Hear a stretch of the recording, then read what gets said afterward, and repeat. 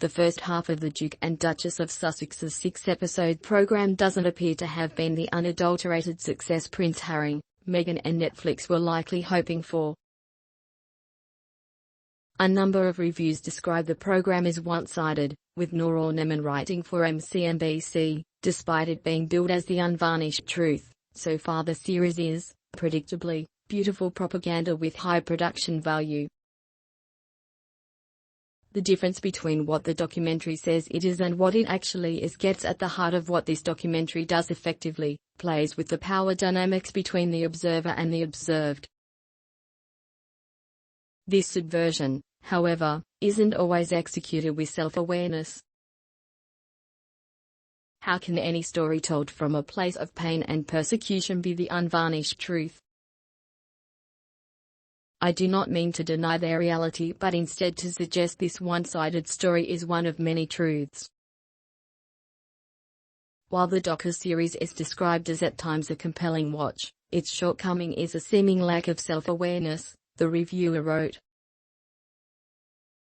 Vanessa Friedman wrote in the New York Times, which in September 2020 was the first to announce the Duke and Duchess of Sussex's partnership with Netflix. The Duke and Duchess of Sussex haven't yet provided confessional or political revelations in their program.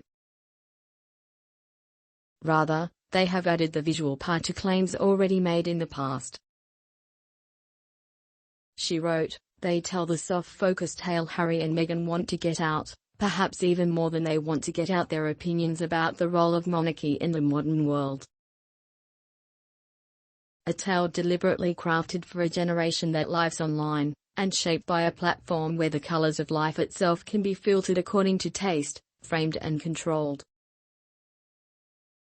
They speak the language of influence, for the era of influencers." The commentator added the actual documentary is awfully long and sometimes tiresome and not everyone will want to sit through the various retreads. NBC's Diana Pearl wrote the docu-series feels underwhelming in comparison to the riveting Oprah Winfrey interview recorded with the Sussexes in early 2021.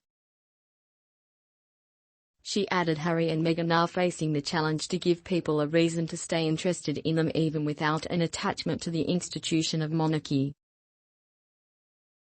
She wrote, "Pulling back the curtain on the inner workings of the monarchy can only take them so far, and already, they seem to be running out of new stories to tell about that period. This is understandable, they've been out of the royal family for almost double the amount of time that Meghan spent within it." Finally, Variety, which published a flattering interview of the Duchess in October, criticized the documentary for letting experts rather than Meghan and Harry voice certain statements and criticism, including those against the Commonwealth. Reviewer Daniel D'Addario, quoting a sentence told by Meghan during the program, wrote, "The title of the series is Harry and Meghan, doesn't it make more sense to hear this story from them?" The commentator also wrote, "As part of their Netflix deal, Harry and Meghan have been seemingly forced into restaging the story of their courtship, wedding, and family feuds past the point that they, or anyone but die-hard fans or haters, can still care. What they want to do now that they've overcome adversity may well lie ahead in the next batch of episodes, but speaking in their own voice about issues other than their personal experience would have represented a go